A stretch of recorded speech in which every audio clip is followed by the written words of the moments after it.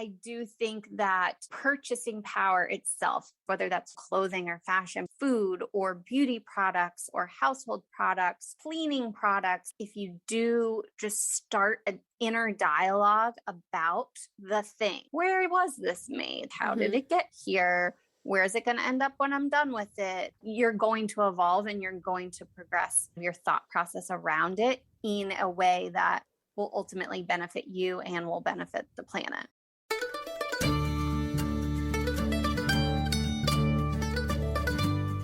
You're listening to the Good Dirt Podcast. This is a place where we dig into the nitty-gritty of sustainable living through food, fashion, and lifestyle. And we're your hosts, Mary and Emma Kingsley, the mother and daughter founder team of Lady Farmer.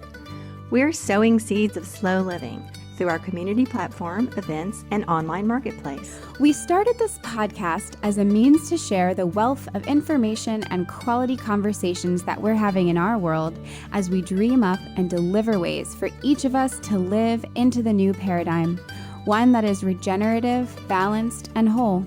We want to put the microphone in front of the voices that need to be heard the most right now. The farmers, the dreamers, the designers, and the doers. So come cultivate a better world with us.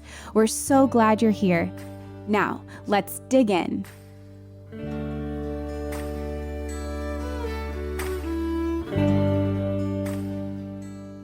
Hello, Mom. Happy Friday. Happy Friday. Happy, beautiful, sunny, warm April Friday. I'm so excited to get outside in the yard.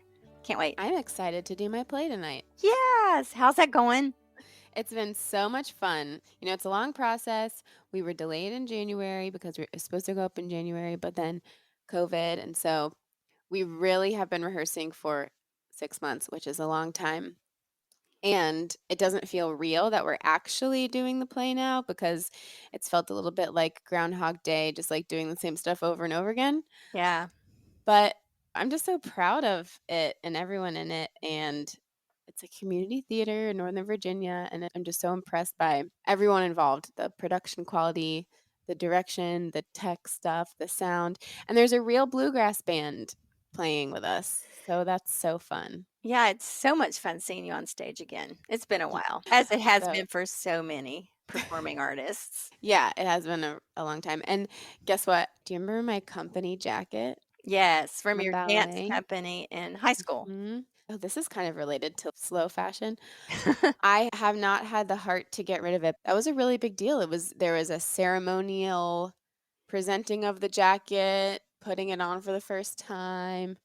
And then before that, before you got into company, many years of looking at the other girls wearing their company jackets and one day I'll have my company jacket. And so it's embroidered and on the back is the dance company and then it says company member on the front and then Emma. And I've never gotten rid of it, but I also haven't worn it in 15 years. And it's literally just hung in my closet. And I've been wearing it this week for Tech Week at the theater. And it's perfect. I love it. A wonderful example of a garment that has meaning and emotion and memories, and there are reasons to hang on to things. Totally. Yeah. And this is really funny. I'm definitely a little pack rat. I put things in my pocket and don't empty them. Oh no, And what did you find? it's funny. It was a ticket stub from Twilight, the first Twilight that came out in 2008. That makes it like a museum piece. I know. And I actually remember going to see that movie for the first time. Okay, so moving on. Tell us about what's going on your side of the world. Are you planting anything? What are you doing on these beautiful days outside? Oh yes, planting a lot. Lots of my annual flower seeds and dye plants and planting some trees. We planted some oak trees that we got, putting in some apple trees that I actually grafted in a workshop. I've just learned grafting from Eliza Greenman. Our listeners might remember the episode we had with her a few weeks ago. And I actually went to one of her workshops to learn how to graft. And that was so exciting. And I got 2 apple trees out of it and put those in, and they're actually budding. So, yes, I feel like I learned this amazing new skill. Really quickly, what's grafting for someone listening who might not know what grafting is? Well, you take a root stock of a tree, and through a process, you can actually take a cutting or a scion, they call it, from another tree and attach it so that the rootstock will support the new tree. It's like jump starting a tree that you want. Like if you have a rootstock of a very strong and disease resistant and resilient apple stock, but you want a certain variety of apple, you can graft it onto this rootstock and instantly have a tree that's already well along, and you don't have to wait years and years for it to come up from a seed. And it's just absolutely magical. That is like magic. It is. It's amazing. I can't wait to do it more. So I'm super excited about the two I've got going out there right now. Well, if you like this sort of thing and you love hearing stories about people working with the land and creative things that they're doing, you can start by listening to our interview from The Good Dirt with Lynn Cassels, who is one of the authors of the book Our Wild Farming Life. We released her episode earlier this year, and we have the book in our online marketplace. And something really fun is that we're doing a reprise of our Good Dirt interview. We will be meeting with Lynn again on Zoom. She'll be joining us from Scotland on Sunday, May 15th at 2 p.m. Eastern Standard Time.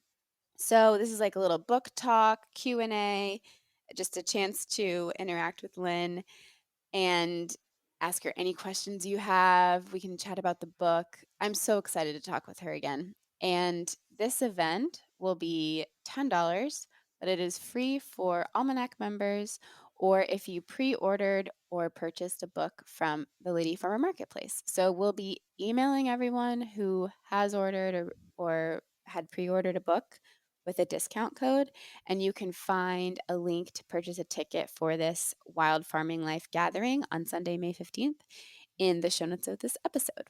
You can also go to ladyfarmer.com/wildfarminglife, and it will take you there as well. Yeah. And if you want to go back and catch that episode with Lynn Cassels of The Wild Farming Life, it's episode number 77, and it was aired back on February 4th. So we hope you'll go back and catch that episode and then join us again in May for our follow-up discussion with Lynn. Another announcement we have is that we have officially surpassed 100,000 downloads, which is super exciting. And as we inch closer to 100 episodes, which is also super cool, we just have a few fun things coming up for the Good Dirt podcast and for our membership. And we're going to start by lowering the price for our basic membership. So this means you won't get access to everything in the premium membership, like the weekly content and the monthly gatherings and the recipes and all the playlists that I make. So you won't have that. But for $5 a month, you can be in the Almanac Network, so you can engage and interact with other Good Dirt listeners. We have a topic thread with all of the podcast episodes. So if you listen to an episode and you want to just keep talking about it more, you'll have access to those discussion threads. So that's the Good Dirt membership.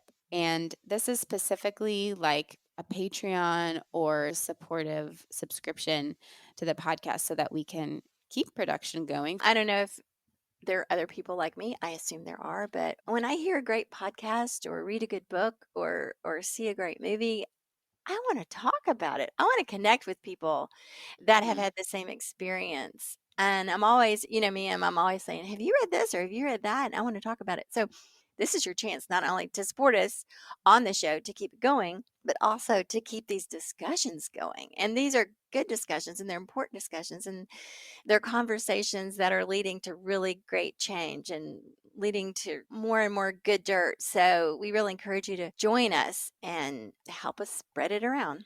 Yeah, definitely. So that Good Dirt membership is $5 a month. You can also do $50 for the whole year, which is even less than $5 a month.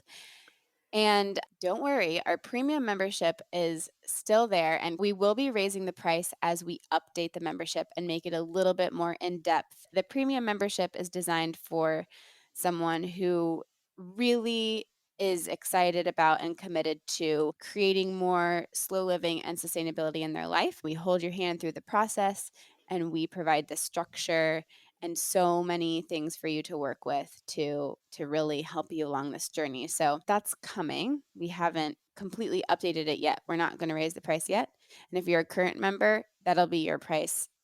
Whatever you're paying is what you'll pay for the rest of your life. So don't worry, you're locked in there. And thank you so much, everyone, for just being on this journey with us as we figure this out and figure out how to make it all sustainable for us and how to provide what you need in the best way that we can. We're just so honored to be here. It's really been a fun journey. Yes, and it all started out 6 years ago now when you and I decided we were going to start a sustainable fashion brand. So that really leads right into our guest today, who is Shannon Lohr of Factory 45. And Emma, you want to tell everybody about what Shannon does? Shannon is someone who's been there with us almost since the very beginning. We didn't actually connect or meet her in person until a bit later, and then it was just so fun to reconnect for this interview. But Shannon has created the first and probably still, in my opinion, only real online incubator for fashion designers to launch a brand who want to do so sustainably. It's amazing the service that she provides and the wealth of knowledge that she brings. And she's walked this path before. She actually came to this through designing her own product and bringing it to market and crowdfunding it. And she learned, as we did in that process, so many things about the fashion industry and how it's very unsustainable. And so now she takes that and she teaches these entrepreneurs how to do this and make it sustainable in every way. She works with entrepreneurs to source fabric. She'll help you set up manufacturing and ultimately to raise the money to launch your brand. And we step by step did everything she told us to for our crowdfunding campaign.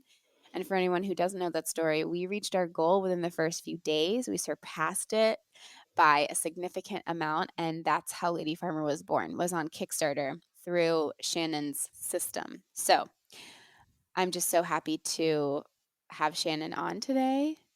Yeah, so you and I can really relate to that gap between thinking, let's start a sustainable clothing brand to, but what do I do next? So, yeah, we've been there, and it's so much fun to talk to Shannon all these years later and catch up with her and see what she's been doing. We're just so proud of her and happy that she exists and that her company exists. And she plays such a significant role in helping expand this sustainable fashion movement by really helping these small brands get up and going. And she's really doing the work. And I really appreciated our conversation in so many ways. We talked about all of these issues we've been talking about the past several weeks with slow fashion, sustainable fashion, and just carrying that Fashion Revolution Week energy on. Yes, we want to keep the fashion revolution going. So here we are with Shannon Lohr. Enjoy.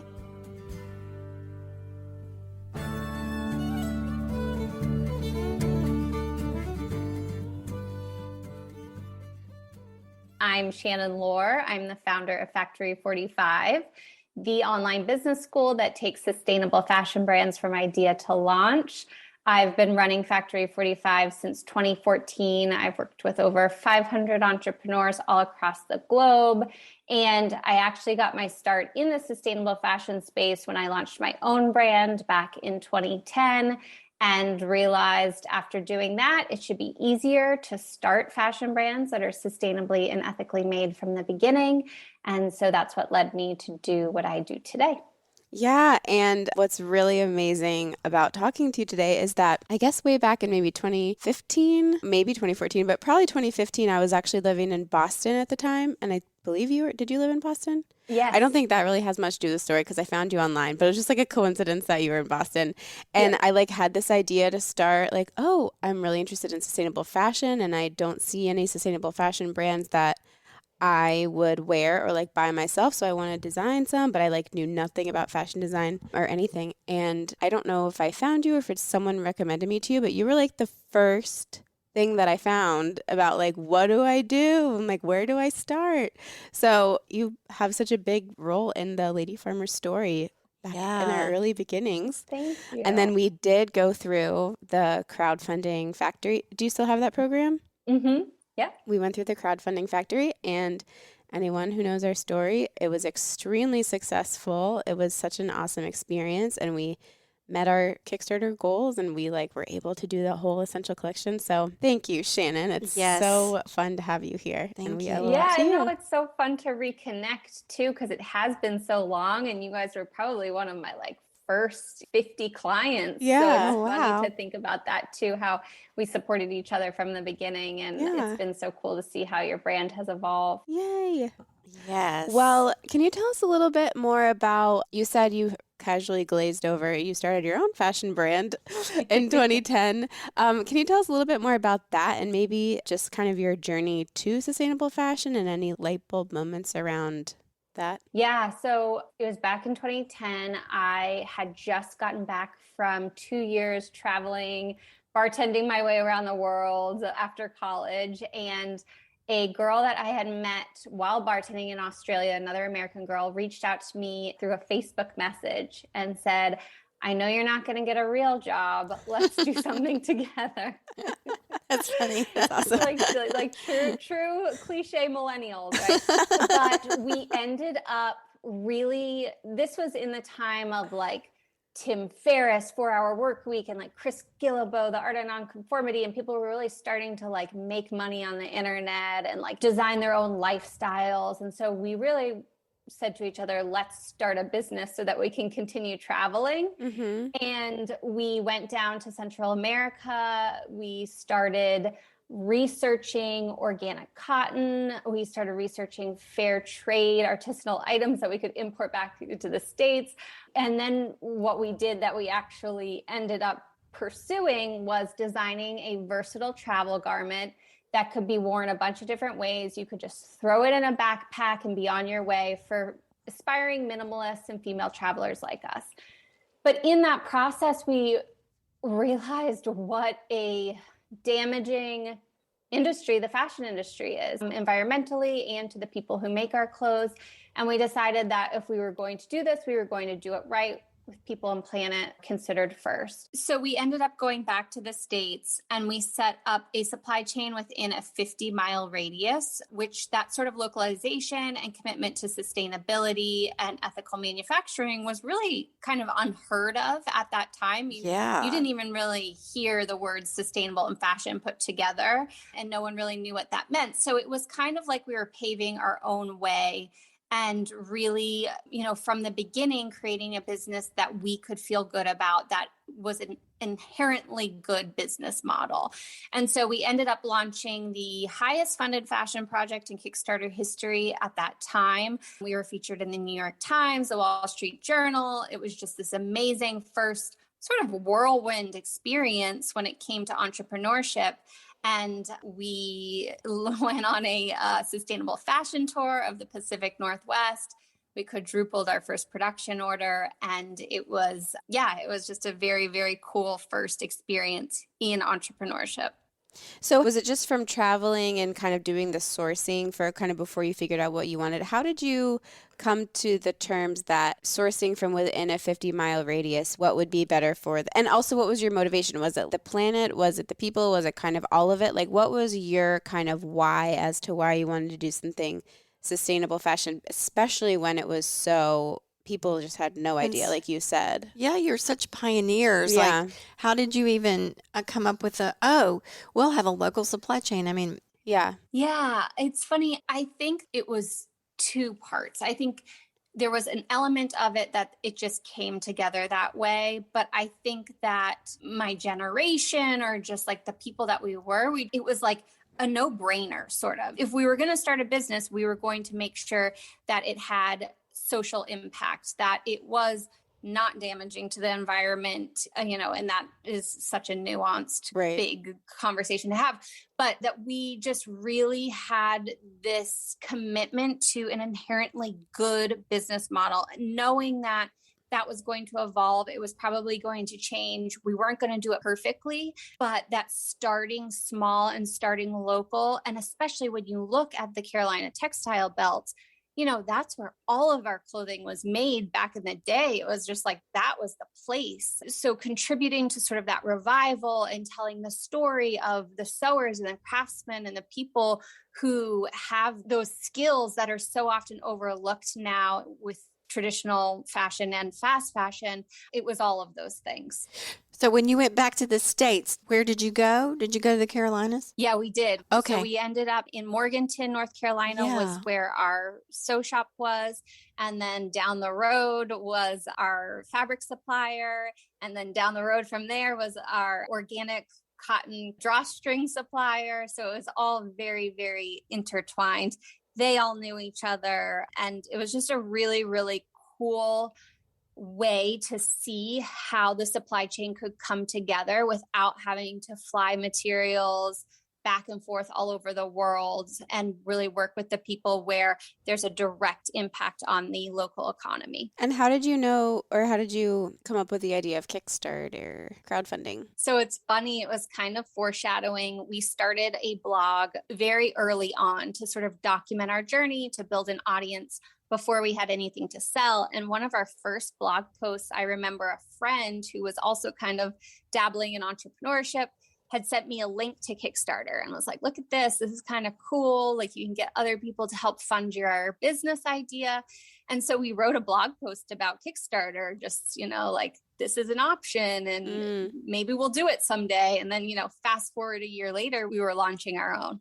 Oh, cool. Makes sense if you're like, don't have a ton of capital and starting out with like a cool project, do you think? And you guys know that too, just from doing it. Like, it makes sense, not just from the element of we don't have a lot of capital or the financial backing, but just also like testing the market and making sure there is a need and that people want what you're creating. I think all of those things, pre-selling angle is something that I still teach today. And I think is one of the best ways for new brands to launch. Yeah. And for us in particular too, it was the education about, well, first of all, that you don't just slap up a crowdfunding campaign and expect people to open their wallets, but that it's a really long buildup. And for us, I think it was the best lesson in marketing and really like getting clear on our brand and who we were and just having that sort of runway.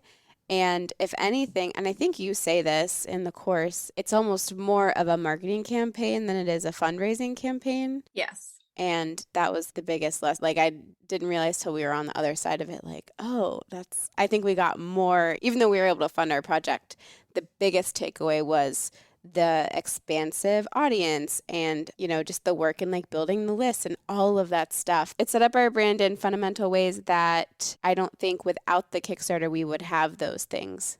So aren't related to fundraising, just like everything else. Yeah, I think, if nothing else, it started our email list. Yeah. I mean, we basic stuff. We were out the door with a nice big list of people that were supporting us already. I'm just so impressed how you were breaking such new ground in the area of sustainable fashion. Like, you just knew what needed to be done. And I know that when we were going after it in 2016-17, people really didn't understand what we were talking about. So I can't imagine. Yeah. In 2010, were you telling people, like, what was your elevator speech? Yeah. People always ask us what our elevator speech was. So I'm asking you that now. So when, people, we're doing this brand how did you explain it? So this brings me to a good point, which is I tell my entrepreneurs in Factory 45, you can never use sustainability as your primary marketing tactic, right? Mm-hmm. Like, sustainability when it comes to fashion, it can't be the first thing you focus on. So I don't think we focused on it really. I think we talked about how it was a versatile travel garment. It would make packing easier. It was one piece that could be worn 30 different ways, like those elements of how it benefited the customer. Mm-hmm. And then it was like, oh, and side note, bonus, like, it's sustainably made in the USA of recycled materials and organic materials and ethically manufactured. And it was kind of like that was just built in, it was just part of the business model because that's what is the right thing to do. Oh my gosh. So you kind of backed into it like that. That's so interesting. I think so, yeah. Yeah. So then would that lead people to ask questions like, oh, well, so why do we want things that are made in the United States? Why do we want organic fabrics? Doesn't that cost us more? I mean, why would you do that? I mean, did it lead to opening up to more questions? I guess how much educating did you have to do around sustainable fashion? Yeah. A lot. And I think, I think that's like what led us to do the sustainable fashion tour in the summer of, I guess that was the summer of 2011 or 2012. And we literally like decked out this van with our logo and photos. We painted it. It was like this very cool 1993 Chevy conversion van that we were driving from Vancouver, Canada, down to San Francisco. And we were stopping along the way and hosting pop-ups. And we brought a documentary film intern with us to film videos. And like that piece of the education part of it was like, oh, of course, this is the next step, because we're trying to educate people on a mass scale. And well, let's do that in a way that is fun and compelling and engaging, because sustainability, let's face it, is not the sexiest of topics. Like, it's not something that everyone just wants to sit around and talk about over coffee, especially in 2011, 2012. Yeah. So that was one way for us to really engage our audience, grow our audience, and do a little good at the same time. Especially in terms of fashion. Because I remember even in 2015 and 16, you know, when Emma expressed to me, as we were evolving our own idea about what to do, she said, I want to buy clothing that's ethical and sustainable, but I can't find anything I even like, you know? Yeah. Yeah. So it, you know, sustainable and fashion like really weren't even paired at that point. It was in terms of concept. Yeah, it was, like I said, it was an oxymoron. Yeah, it was like you would never use those two words together. Right. Oh my gosh. So you did this van trip. Again, ahead of your time. Yeah. Van life. Hashtag van life. No kidding. You're like consistently like 8 years ahead of the curve. Yeah. Isn't it frustrating? We feel that way sometimes. Yeah, like catch up, everyone. Yeah, we're like, come on, how many times do we have to say it? And then this was before Rana Plaza even. Yeah. Yep. Wow. Which was, I feel like, remember. a huge cultural awakening, which made it a lot easier for us to talk about stuff for sure. Yeah. But, you didn't even have that. Well, talk about Rana Plaza, because some people listening might be going, what's that? Yeah, so Rana Plaza was the garment factory collapse in Bangladesh.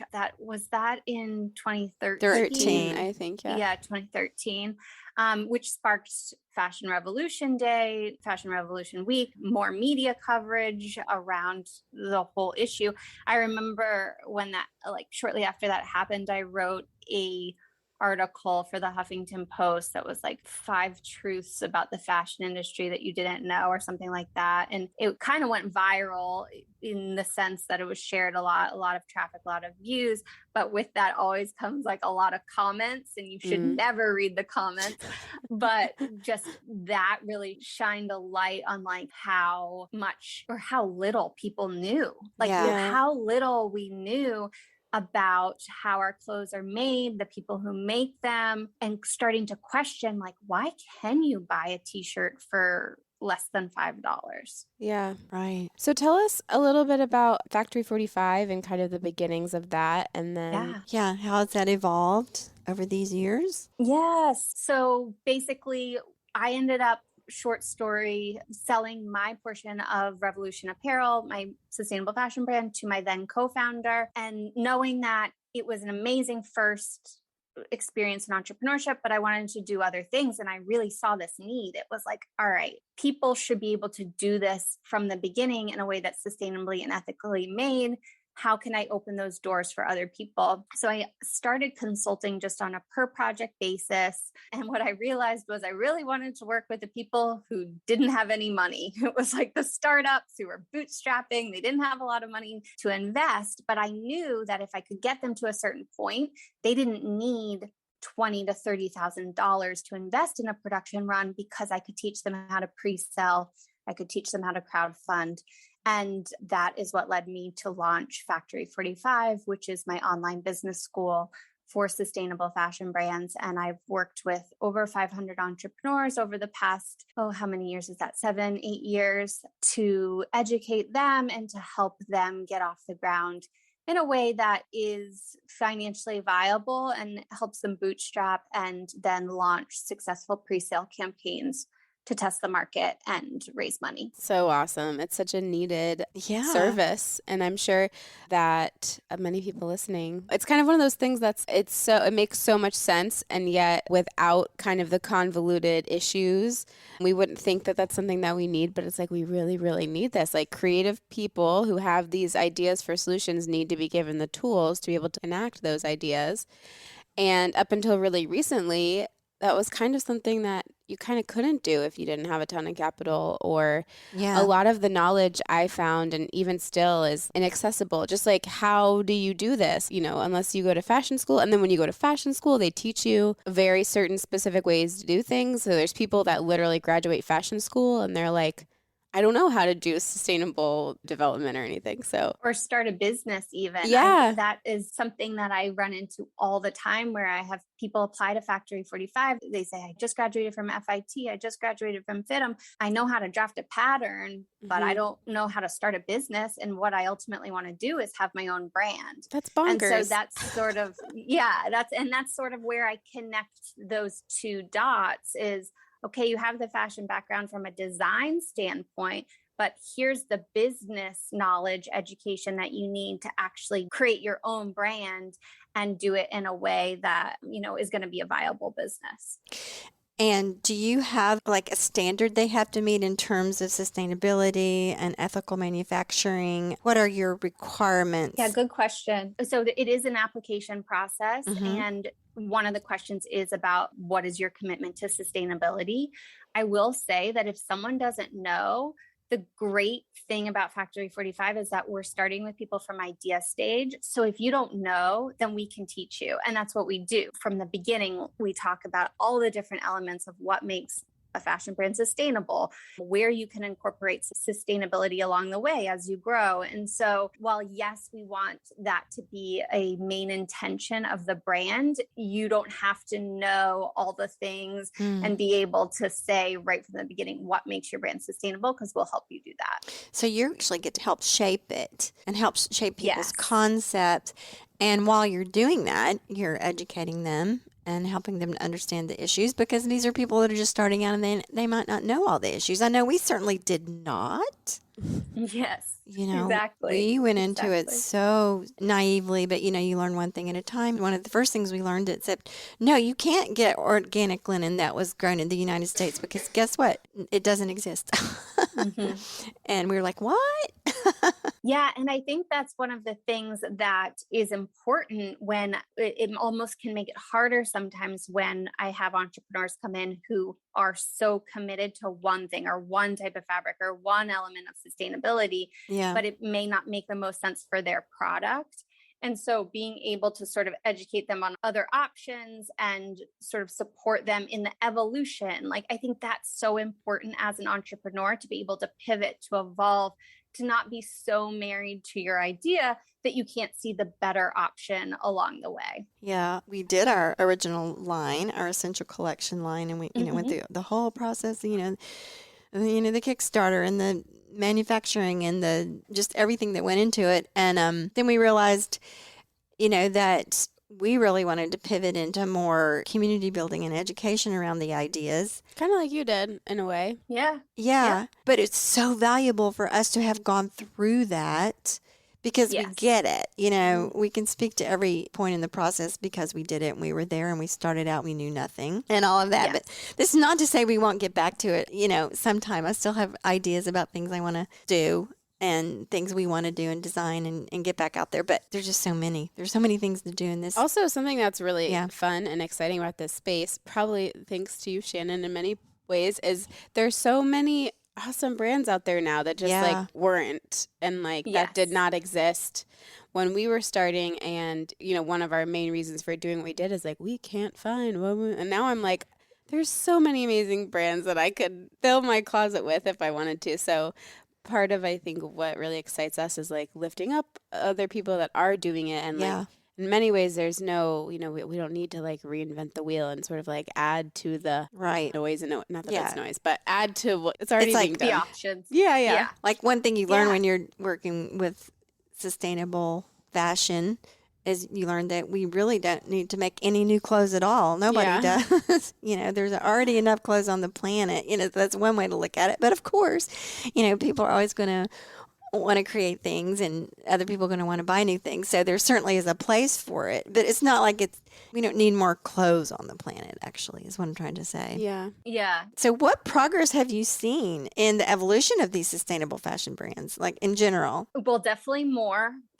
options, as we were saying. And I think that, I often get asked this question of like, do we need more sustainable fashion brands? Mm-hmm. And while the obvious answer is like, no, we have enough clothing. Yeah. If it wasn't for more brands launching in the sustainable fashion space, there wouldn't be the conversation that is happening about sustainability in fashion, because it's the brands that are doing that education. They're the ones talking about it on social media. They're the ones talking about why it's so important. They're the ones educating their customers. And so I do think that it's kind of this line of like, okay, maybe we don't need more sustainable fashion brands, but we need the options. Like we need, what's the alternative really? Because the alternative is ordering more stuff on Amazon, going into H&M and Forever 21 and buying those $5 t-shirts. And so I think that it is this balance of making sure that we are having these conversations and this education, and in doing that, supporting the small brands who, ultimately that's their champion cause. And I think it's so important to drive up the demand for organic cotton. Yes. Or whatever sustainable material. Whatever material. But like if people aren't buying organic cotton underwear, then no one's going to make organic cotton, So it's like, and the big brands, bless them, some are trying to do it right, but they're so entrenched and so big, and it's really, really hard to make those supply chain shifts when you're like a huge company. Even Patagonia, who is, they do almost everything right, and they're like, they're kind of such a beacon of light in the like sustainable fashion world, but they still have many things that aren't completely made sustainably, and their materials can be kind of questionable depending, but they're, they're big about like transparency, which is amazing, and they're like very open about that. But just imagine if they're being open about that, then anyone who's not being open. No, that's absolutely right. Yeah. And I think it has to come from all the different levels, like whether, and like even getting, now government is involved in some ways. In California, there was just a bill passed that the brand can be held liable if the labor is not up to par where they're manufacturing the factory that they're working with. So like all of those, whether it's big brands, small brands, government, whatever it is, like it's going to take a multi-prong approach to really see a shift. Totally. What are some brands that you've launched that you, not to like make you pick favorites, but maybe that you're like most proud of or most examples? Yeah, or like something that maybe people might know that have gotten kind of into the mainstream. I know you've launched a few that are like pretty major. Yeah, what are some of those brands that people might know? Probably the biggest one is Vetta, Vetta. They launched in 2016, I believe, came through Factory 45 in 2015. And just in terms of like press and exposure and growth, Cara is the founder. She's doing amazing. They started with, and they still do, capsule wardrobes that make up 30 days worth of outfits. And that's just the photography, branding, everything is just beautiful. So that would be one that people would know. The brands that are really championing size inclusivity and expanded sizes. One is Sotella, another one is Poppy Row, just in terms of messaging and again, education around offering a wider range of sizes for all types and body shapes of women is also so important. Lottie is another one, Loti, that is focused on upcycling. So taking fabric that already exists, like men's button-up shirts and different fabric remnants, and making them into really like just beautiful, beautiful garments. So those would be a few that I would highlight. As these sustainable fashion brands come along and they launch, what are their goals mainly, do you find? Or is it all over the place? Is it more like organically grown fabrics to protect the soil? Or is it more social justice issues?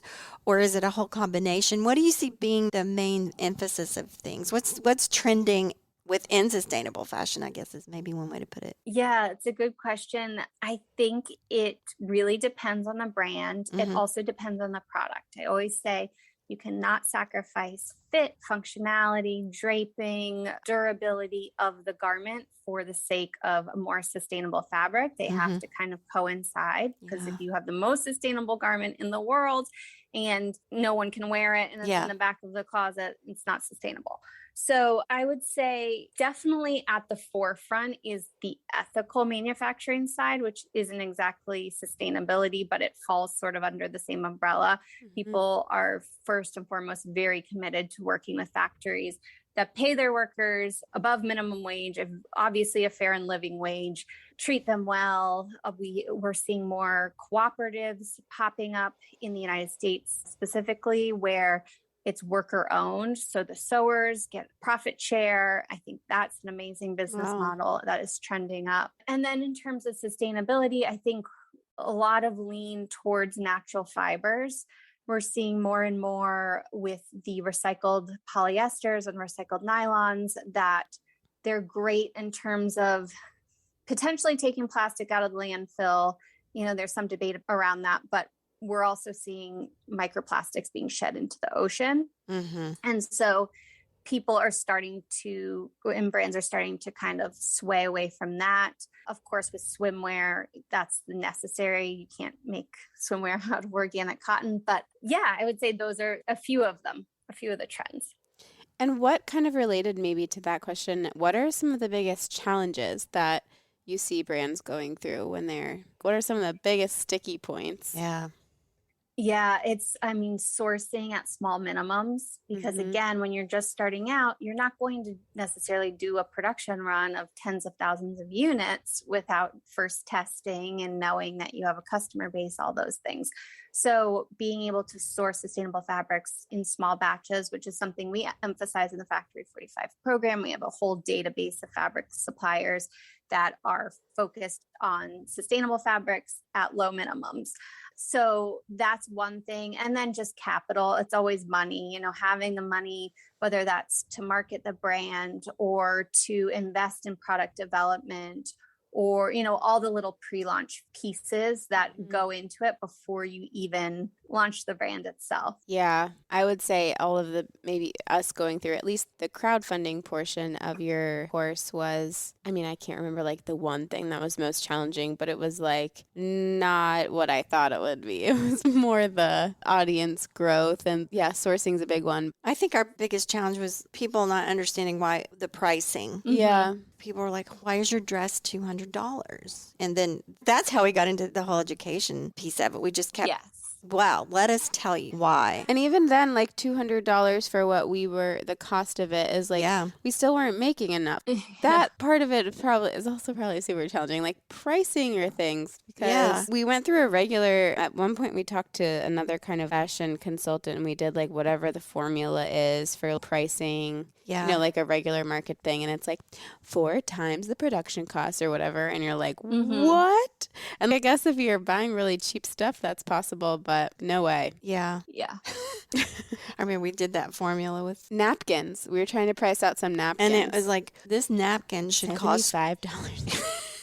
We're like, and I think that's why we do see more of the smaller brands or the startup brands just starting with direct to consumer, because then it can be 2x or 2.5x. But when you're talking about trying to sell to stores or wholesale or marketplaces, it gets expensive quickly. Also, something I just want to shout out about direct to consumer, seems enticing, but there's this whole other side of it. And I feel like especially as the internet gets smarter, and as, these platforms like Facebook and Instagram that we're used to using as kind of like quote unquote free marketing get harder to use and cost more. The direct to consumer, whatever price that you're saving in the pricing, you have to build in the marketing is insane. I feel selling our stuff direct to consumer, the amount of just back end technology, marketing, like know-how that we've had to know that has, like, I think I spend most of my time on that than I do like actually the work that people see. Maybe people think we sit around writing blog posts all day. I don't know what they think we do, or taking pretty pictures. But no, it's all just so people can even see it. Yeah, it's figuring out online traffic. Yep.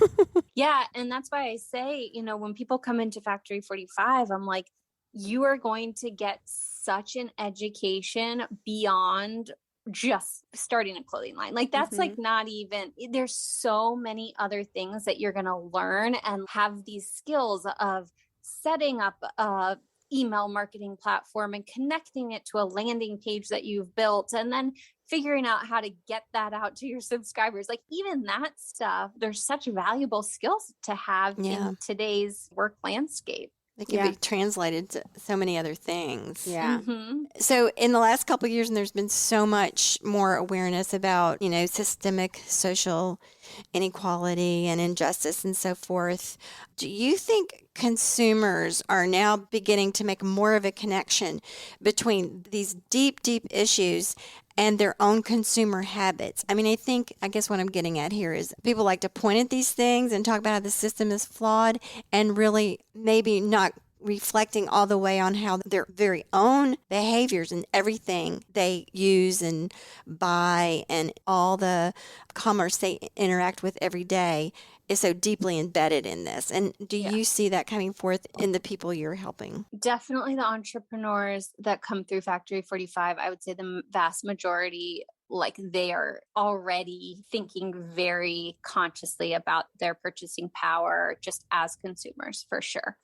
On the flip side of that, in terms of like the customer itself, just like, let's say the general population, there was this like messaging going around about how if you're shopping at, Forever 21 in the fast fashion stores, you can't call yourself a feminist because there are literally women. There are 27 million slaves in the world. Many of them are the ones making our clothing, and many of them are women. So I'm not necessarily one to like go towards the like shame and fear side of things when it comes to this education. But I just think that was sort of like a halt, just like a deer in the headlights a little bit, like, oh, wow. Okay.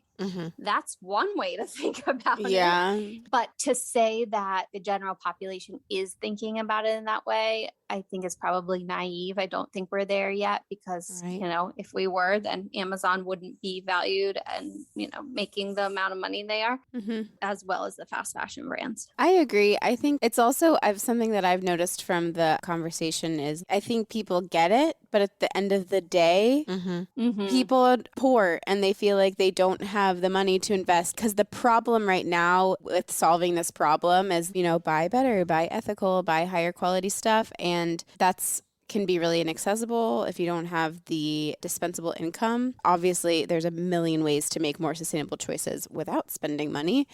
I've observed this general malaise around it, even people in my circle that I know buying stuff off Shein. And I'm like, you're friends with me. How are you buying things from Shein? I get it also when you feel like you don't have any money and you want a cute thing. Yeah, I think that's why it's important also that there's, with any movement or like shift in societal behavior, it starts with a very small group of people. And for ethical and sustainable fashion, it happens to be a small group of people who can afford the price point. Yes. And so if that sort of group of people can then bring down the price, the more we can like have access to it, the more organic cotton that's grown, and not even like that organic cotton's the answer, but that we can make it more accessible over time. But I do think it starts with like that small group of people who can afford it, who do value it. But I completely agree. Like it's just in many, many cases not accessible to the average person. I'm thinking about gluten-free stuff. Remember when gluten-free or stuff like organic food? Yeah, it was like really kind of obscure, hard to find, super expensive. Yeah. Yep. That's so true. Like the more mainstream something comes, the more accessible to everyone. But in the meantime, I think it's important to call it what it is and say, there's a lot of issues here and it's not that simple. But it is a fact that, these very cheap brands, all this very inexpensive apparel involves modern day slavery. And people just need to know that. And it needs to sink in instead of being something that people are kind of afraid to say because it's too icky and it makes people really, really uncomfortable. It also makes them defensive, as we've just been saying. But however you are personally going to react to that as a consumer, I think it's important that you know, or that it's put in front of us. Yeah. Yeah. And I think of that even with plastic. Like, you know, every time you buy a new piece of plastic crap, like whatever it is, like that has to go somewhere. It's probably not going to be recycled. It's probably going to take 200 years to decompose in the landfill. But to start to think about that, exactly. Even if you don't change your behavior, just start to maybe think about it as you make a purchase. Because I know, like for me, I went from probably in 2010, like, oh, well, if I don't want this, I can just give it to Goodwill and, you know, they'll resell it. And then you learn like, oh, that's not actually what happens.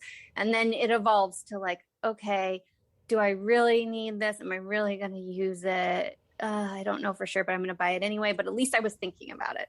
And then that evolves to like now, like I needed whiteout the other day, just a tiny bit of whiteout. And they only had a pack of 4 bottles of whiteout and I didn't buy it because I only needed like a tiny bit of it. So I think it's just kind of like that thought process can evolve for everyone and progress. Yes, absolutely. And it begins with just facing the truth of these things. Yeah. Yes.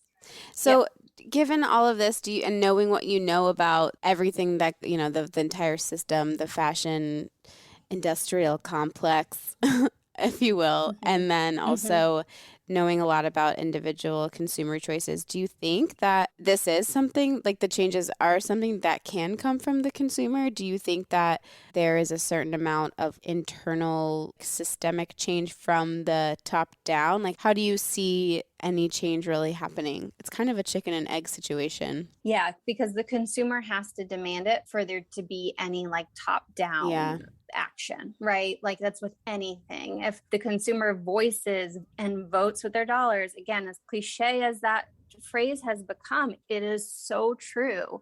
And that's why you see the H&Ms of the world, like at least trying to incorporate more organic cotton, or Nike using more organic cotton and not even talking about it, but just doing it because it's part of their business model. Now, I think it's very, very complicated, and there is no question that more could be done from the top.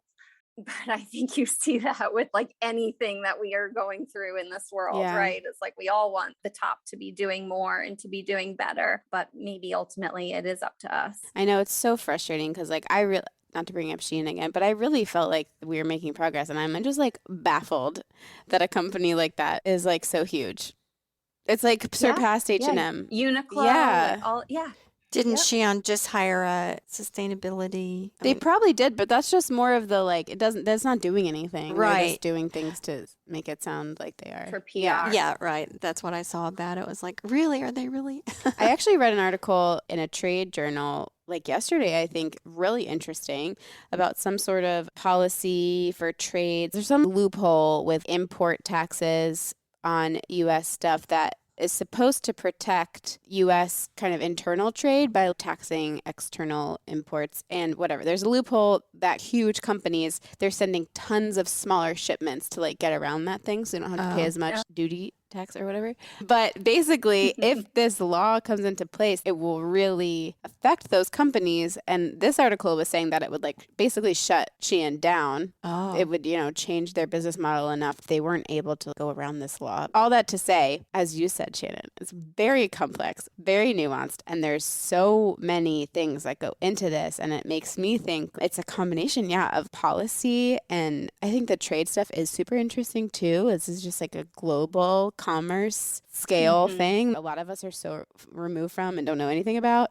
And it's just, I don't know, just like be informed, I guess, is the only thing you could do. Yeah. And I think also, like you pick your things to care about. Yeah. I get that, right? We can't all care about all the Mhm. things. Otherwise, we'll just curl up into a ball and never get Yeah. out. But I do think that purchasing power itself, whether that's clothing or fashion, food or beauty products or household products, cleaning products, if you do just start an inner dialogue about the thing. Where was this made? How did it get here? Where is it going to end up when I'm done with it? I just think that is like a very small first step you can make that will internally shift. You're going to evolve and you're going to progress your thought process around it in a way that will ultimately benefit you and will benefit the planet. Yeah.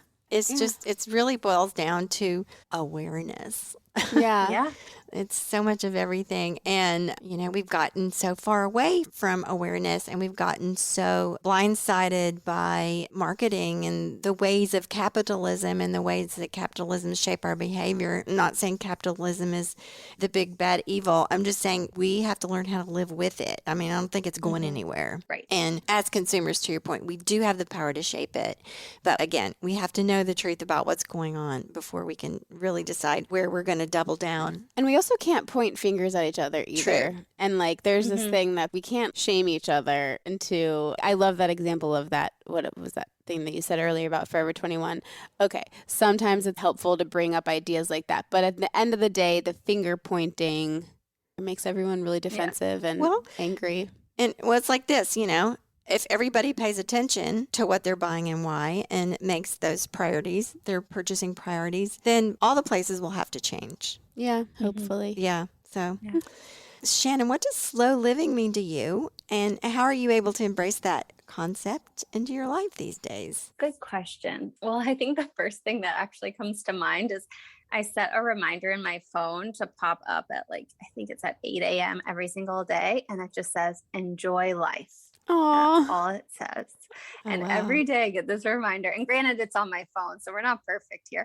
But it is just like that reminder to pause and just remember to enjoy life, to slow down. I think that now being a mother, I have a 4-year-old, and just remembering that it goes quickly, and whether that is slowing down to put my phone away and to be fully present in the moment, or to really, if I'm cooking, to really think about the ingredients and what I'm doing and the next step in the recipe or whatever it is, or if it's being on Poshmark and okay, that's a thrifted piece of clothing, like it's not, it's secondhand, but do I really need it? Taking that moment before purchasing it. Same with the whiteout. I can afford these 4 bottles of whiteout, but I don't need them. So pausing, slowing down. I think that's what slow living is for me, is being conscious about the decisions you make and how they impact everyone else. Yes, Oh my gosh. 100%. Yes. Poster child for Lady Farmer. Yeah. No, that's so helpful, because a lot of times, and probably in our own imagery, we're Lady Farmer, we're like slow living farm nature, and all those things are part of our brand. But really how we got there is exactly everything we've had this conversation about. And that reason is because when you do slow down and you can be more conscious about your choices. Yes. So thank you for saying We that. say that in the very first paragraph of our book. Yeah. It's about making conscious choices.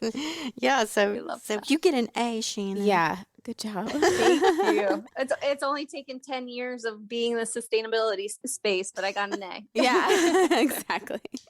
So what does the good dirt mean to you? I think the good dirt for me is thinking about food. I am so conscious of my food purchases, like almost maybe more than even fashion, or they're on the same wavelength. Especially my husband is very into food sustainability and thinking about where your food comes from and how it's grown and how to support local farmers and organic food and all the things. So that's probably what I think of with the good dirt, is eating good food. And you guys are in California now, so you're so surrounded by it, huh? Yes, we have the most amazing farmers market every Wednesday. It's just such a treat. Something that we only learned recently, I mean, it's been a minute now, but is that actually here on the East Coast, we get most of our food from California. Like 95% of what we Really? eat on the East Coast is Well, like shipped in from I don't want to California. say that percentage because I've never been able to verify it, but I heard Oh, that in that's a local interesting. lecture, and the presenter, I've never been able to track down like where he got that, but he said 95% of our food in the Washington D.C. area comes from California, which is craziness. And really scary to think about like a fuel shortage. That makes us a Yeah. food desert, Yeah. basically. Yeah, that is really interesting. I honestly thought it would have come from even farther, like Mexico, South America. So Yeah. I mean, Yeah. at least it's domestic. But Yeah. A lot that of is it does. crazy. Yeah. But Yeah. I'm so glad you draw that parallel between the food and clothing because it's so true. It's all the same thing. The things we need every day in our life, our food, clothes, the things in our environment, our shelter, our homes, the tools we use in our daily life. In recent decades, we have been separated from those things by industry, all of those things. Mhm. And so the more we can not remove the industry from in between, because that's not practical in today's world, but at least understand about it and understand the sourcing of things and what happens to it before it gets to us and before we use it can help us make these better decisions that are going to drive whatever's going to happen in the future. Yeah, and with the other Yes. thing with food is there are just as many issues as in the fashion industry with the unethical labor practices and Yes. environmental harm and destruction that is caused by the food industry. So they're so parallel. And all the injustices and inequalities and all that stuff goes on in the food industry just the same. Yeah. Yeah. So, in closing, is there anything else that you'd like to talk about or mention? Or I like to ask our guests is what is the thing that they want the listeners to most understand about the work that they do?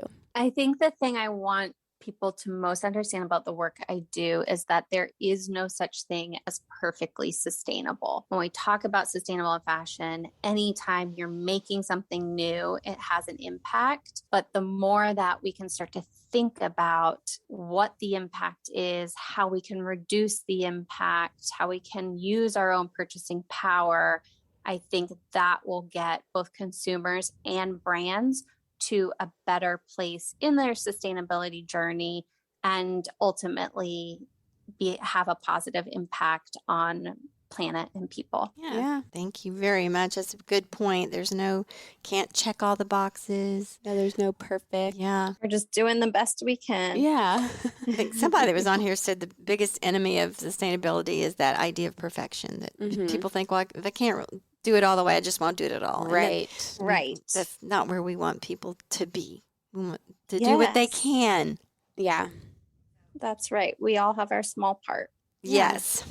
So how can people find you and maybe tell a little bit, is the structure of Factory 45 still the same? And can they do the crowdfunding part separately still? I mean, it's been so many years, but maybe to the person who's listening Yeah. who's interested, give a little pitch maybe. So I think if you are already sort of established and you have your sourcing and your manufacturing and you're farther along in the process, the crowdfunding factory is a great course to take if you want to learn how to pre-sell and to launch with a pre-selling method, whether that's through crowdfunding or on your own e-commerce store.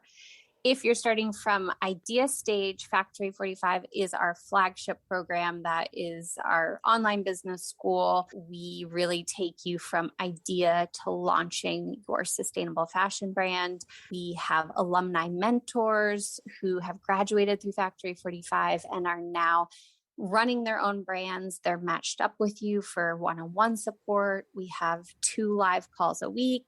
And then I teach a masterclass every month. And then we have the whole online portal where you're really walked through step by step. This is what you do first. Then you do this. Then you do this.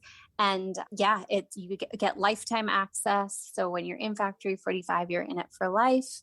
And we also offer a $1,000 launch incentive. So when you do launch your brand, Factory 45 is the first investor to invest $1,000 back into your brand. Oh, that's awesome. Ooh, that's great. Yeah.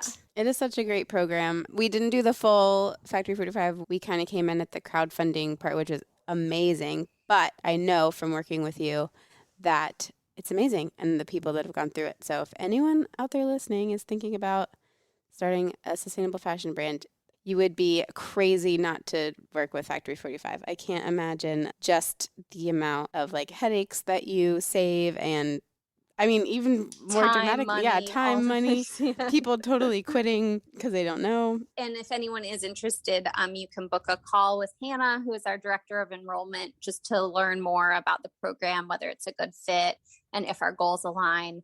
And you can do that at factory45.co/apply. Very Great. good. So thank you so much for this really fun and interesting discussion this Yeah. afternoon. And it's so good to talk to you again and to see you again. We'll have to stay in touch. Yeah, thank you for having me. Thank you for tuning in to the Good Dirt podcast. If you enjoyed this episode, we hope you'll share it with a friend to spread the good dirt. This show is produced by Lady Farmer, a slow living lifestyle community. And the original music is composed and performed by John Kingsley. For more from Lady Farmer, follow us on Instagram at WeAreLadyFarmer. That's We Are Lady Farmer. Or join us online at www.ladyfarmer.com. We'll see you next time on The Good Dirt. Goodbye.